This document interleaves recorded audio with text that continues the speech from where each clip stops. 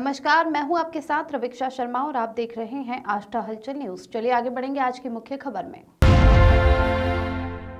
बात कर रहे हैं संकुल केंद्र मेरा की निकट ग्राम बगड़ावदा के मिडिल स्कूल की, जहां विगत वर्ष योगेश शर्मा अतिथि शिक्षक के रूप में वर्ग 2 से गणित विषय के लिए पदस्थ थे और इस वर्ष के लिए भी योगेश को स्कूल ज्वाइन करने के लिए 14 अगस्त को ही विभाग से पत्र जारी हो गया था।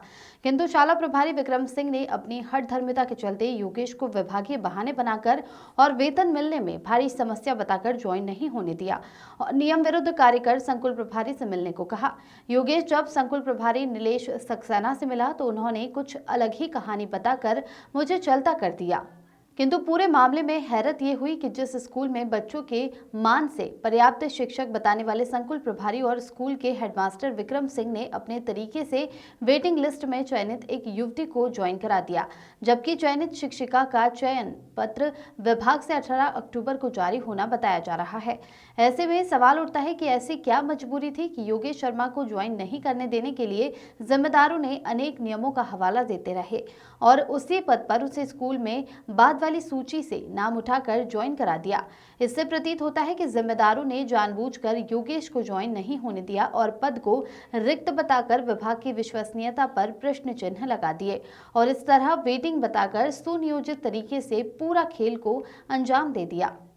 आज उस पद के लिए हकदार योगेश विभाग के चक्कर काट रहा है कि कहीं से उसे न्याय मिलेगा, पर पूरे मामले को देखकर समझकर ये पता चलता है कि शिक्षा विभाग में भी शिक्षा और योग्यता के साथ साथ राजनैतिक पकड़ भी अति आवश्यक हो गई है, वरना योगेश शर्मा जैसे भटकते रहो और जिम्मेदार लोग या तो राजनीतिक पहुंच को लाभ देते रहते हैं या अपनी रिश्तेदारी निभाकर अपनी मनमानी करने में नहीं चूकते और वरिष्ठ अधिकारी मौन रहकर सब कुछ जानते हुए भी अनजान बने रहते हैं। दिनेश शर्मा की रिपोर्ट। क्या नाम तुम्हारा? योगेश शर्मा। क्या समस्या आपको?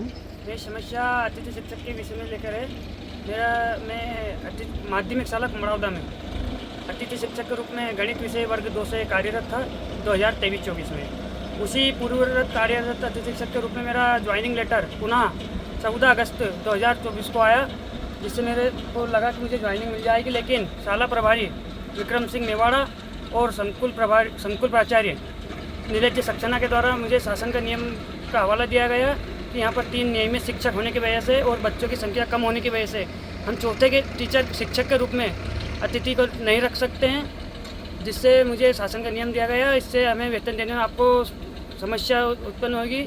फिर मैंने वरिष्ठ अधिकारियों से संपर्क किया, मुझे वहाँ से भी यही हवाला दिया गया कि जो संकुल प्राचार्य कह रहे हैं शाला प्रभारी द्वारा बताया जा रहा है वही इस बात सत्य है, इसलिए आपको यहाँ पर ज्वाइनिंग नहीं दी जाएगी। लेकिन जब मैं 3 महीने से इधर उधर गया, मुझे कोई न्याय नहीं मिला, तो मैं चुप हो गया कि शासन का नियम है, शासन का मैंने पूर्णतः नियम का पालन करा। इसके बाद मुझे किसी सूत्रों द्वारा ज्ञात हुआ कि उसी विद्यालय माध्यमिक शाला कुमड़ावदा में 25 अक्टूबर को किसी शिक्षिका को उसी पद पर गणित विषय से ज्वाइनिंग दे दी गई, जबकि स्थिति अभी भी वही बनी हुई है। 3 शिक्षक है और सब बच्चे छात्र संख्या भी वही है। नहीं, इसका मतलब ये माना जाए कि आपको उन्होंने गलत जानकारी देकर उस पद को रिक्त रखा? जी सर। यानी कुछ सोची समझी साजिश है ये? हाँ सर, मुझे साजिश खेली गई और जिससे मैं चाहता हूँ कि मुझे पूर्णतः 14 अगस्त से ज्वाइनिंग दिलाकर मुझे पूर्णतः न्याय दिलाया जाए। महिला शिक्षिका कहाँ की है?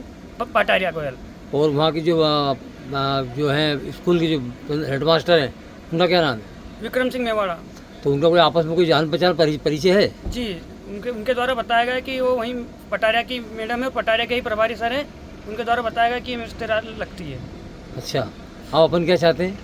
सर मैं ये चाहता हूँ कि या तो मुझे पूर्णतः अगर वहाँ पर जगह बनती है अतिथि शिक्षक की तो मुझे 14 अगस्त से ही ज्वाइनिंग दिलाई जाए, और अगर वहाँ पर कोई जगह नहीं बनती है तो जिस शिक्षिका को रखा गया है उनको वहाँ से हटाया जाए, जिससे कि मुझे पूर्णतः न्याय मिले।